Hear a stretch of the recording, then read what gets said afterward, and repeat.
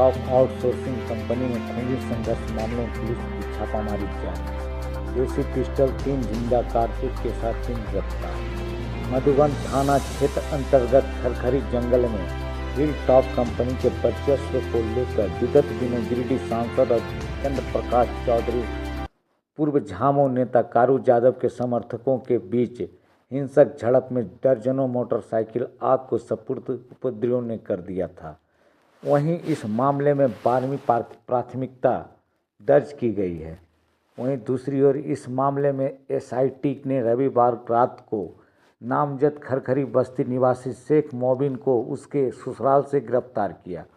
वहीं traffic DSP Arvind Kumar ने संवाददाता सम्मेलन आयोजित कर घटना के बारे में जानकारी देते हुए बताया कि मधुबन थाना क्षेत्र में हिल टॉप आउटसोर्सिंग कंपनी की खूनी संघर्ष में एक और गिरफ्तार की गई और छापामारी के क्रम में उनको रंगे हाथ हथियार के साथ, जिसमें एक देसी पिस्टल है मैगजीन के साथ और चार गोली है 7.65 का 4 गोली। कहाँ से गिरफ्तारी हुई सर? ये उस दिन था, अभियुक्त उस दिन शामिल था घटना हाँ, में। उस दिन था, अपनी संलिप्तता भी स्वीकारी है। और ये खरखरी के पास गरभू थान कोई जंगल है, वहाँ से गिरफ्तार। ये दूसरा वाला गुट है सर?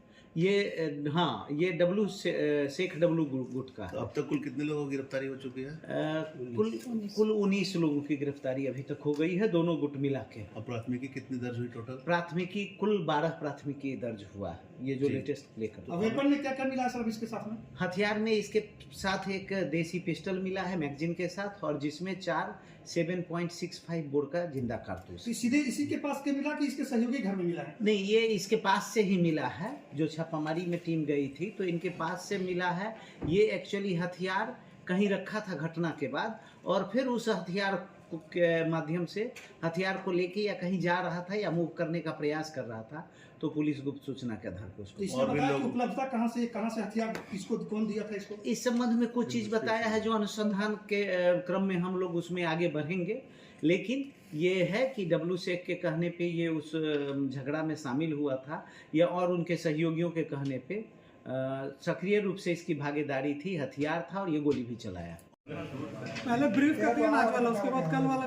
कल बीते दिनांक 20/1/2025 को जो घटना 9 तारीख को घटी थी, 9 जनवरी को, जिसमें 2 गुट के बीच आपस में लड़ाई हुई थी, शेख डब्लू और कारू यादव वाले में। और बाद में फाइनली उनके विवाद के बाद जो और घटनाएं घटी उसमें डीएसपी सर भी जख्मी हो गए थे। तो उसी क्रम में डब्लू शेख के ग्रुप का शेख मोबिन को गिरफ्तार किया गया है, जो उस कांड में था भी, हथियार के साथ था, और हथियार को कहीं रखा था जंगल में एक खरखरी के आगे।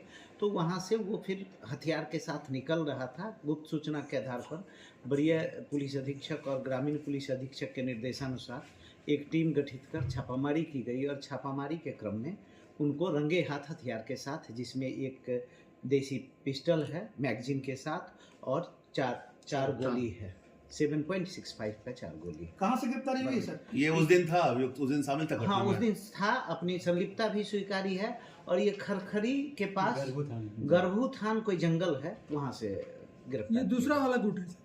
ये हाँ, ये शेख डब्लू गुट का है। तो अब तक कुल कितने लोगों की गिरफ्तारी हो चुकी है?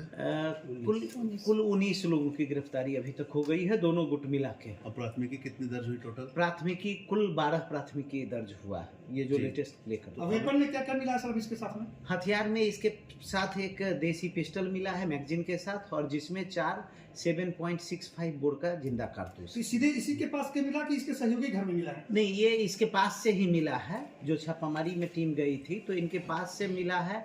ये एक्चुअली हथियार कहीं रखा था घटना के बाद, और फिर उस हथियार के माध्यम से हथियार को लेके या कहीं जा रहा था या मूव करने का प्रयास कर रहा था, तो पुलिस गुप्त सूचना के आधार पर उसको। इसने बताया कि उपलब्धता कहाँ से हथियार किसको कौन दिया था इसको? इस संबंध में कुछ चीज बताया है जो अनुसंधान के क्रम में हम लोग उसमें आगे बढ़ेंगे।